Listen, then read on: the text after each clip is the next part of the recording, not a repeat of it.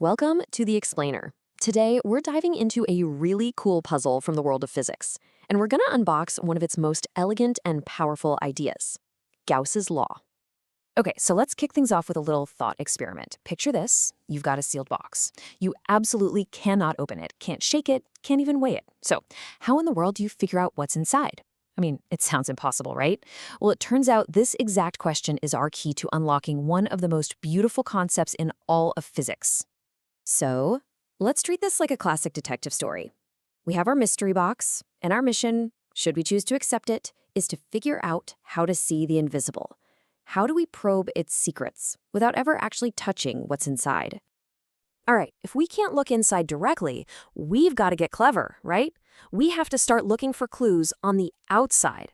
We need some kind of tool, something that can sense what's in there by measuring the effect it has on the space around the box. And that tool? It's the electric field. Just think of it like this invisible field of influence that fills all of space. It's created by electric charges. So if there is a charge inside our mystery box, it's going to create an electric field that reaches outside the box. And that is the clue we've been looking for. Okay, so now we have our tool, this invisible electric field. Time to put on our detective hats and start gathering some evidence. Our next move is to actually map this invisible world and see where the clues lead. So imagine you've got this tiny little detector, a test charge, and you move it all around the outside of the box. And everywhere you go, you draw a little arrow showing which way the force is pushing it. After a while, you'd start to see a pattern take shape.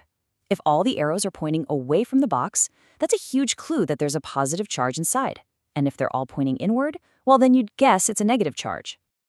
Now, this is a great start, for sure, but you can imagine how messy that would get, right? A whole cloud of little arrows in 3D space? That's super hard to interpret. It doesn't just tell you, hey, the charge inside is exactly this much. We need a better way to look at the big picture, a more powerful way to think about the whole thing. And this is where we get a major breakthrough. It's a brilliant shift in perspective that honestly changes everything. What if we stop seeing this field as just a static collection of arrows? And instead, what if we imagine it as something that flows? This is such a cool way to think about it. Seriously. Imagine the electric field isn't a static web, but it's more like water flowing in a river. Now, if you stick a net in that river, the total amount of water passing through that net per second is the flow rate. Well, in physics, the exact same idea for an electric field has a special name. It's called electric flux. And it makes perfect sense, right? The word flux literally comes from the Latin word for flow. So all electric flux is a measurement of the total amount of electric field that's kind of flowing or piercing through a surface, like, say, the surface of our mystery box. And this one little change in how we think about it is, wow, it's incredibly powerful. All of a sudden, positive charges are like sources. Think of them as little fountains constantly spewing out this invisible flow. And negative charges? They're sinks, like drains that the flow disappears into. That messy cloud of arrows we had before, it's now a super simple picture of just sources and sinks. Okay, so now that we're thinking in terms of this flux, we can actually start to decode what's going on. It turns out this invisible flow follows some really simple, really clear rules. These are the rules of the game that are going to let us finally crack the case of the mystery box. All right, rule number 1. If you've got a positive charge inside, our source, it's like that fountain just constantly pumping out flow. So no matter what, you're always going to have more flux flowing out of your box than flowing in. The bottom line, a net outward flux. And rule number 2 is, you guessed it, the exact opposite. A negative charge is our sink or our drain. It's always pulling flux in from the outside. So you're always going to measure more flux flowing in than flowing out. The result? A net inward flux. And now for rule number 3. This one is the real key. What happens if the box is empty? Or what if it has, say, one positive and one negative charge inside?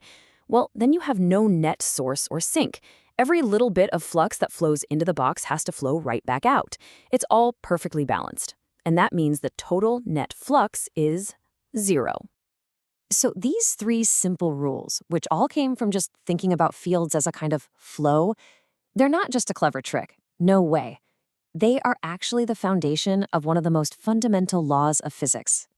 And all those rules get wrapped up into this one elegant statement. What it's really saying is that there's this direct, totally unbreakable connection between the total flux you measure on the outside of a surface and the net amount of charge hiding on the inside. And just like that, with this elegant relationship, our mystery is solved. We never had to open the box. All we have to do is measure the total net flux passing through its surface, and this law, Gauss's law, tells us exactly what the net charge inside is. Case closed. But hang on, because this is where it gets really, truly mind-bending. The real power of this law is what it doesn't care about.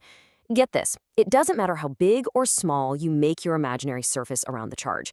It doesn't matter what shape it is, a sphere, a cube, a lumpy potato, whatever.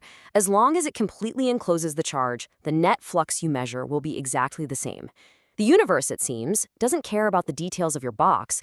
It only cares about what's inside. And the relationship is just beautifully simple.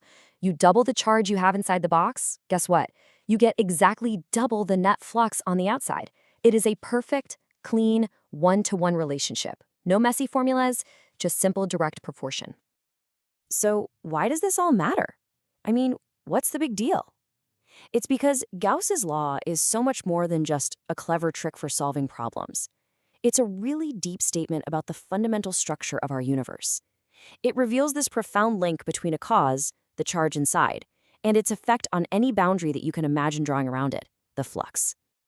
So when you boil it all down, Gauss's law shows us this hidden, profound symmetry in nature, this perfect link between the inside and the outside. And it really, really makes you wonder, doesn't it?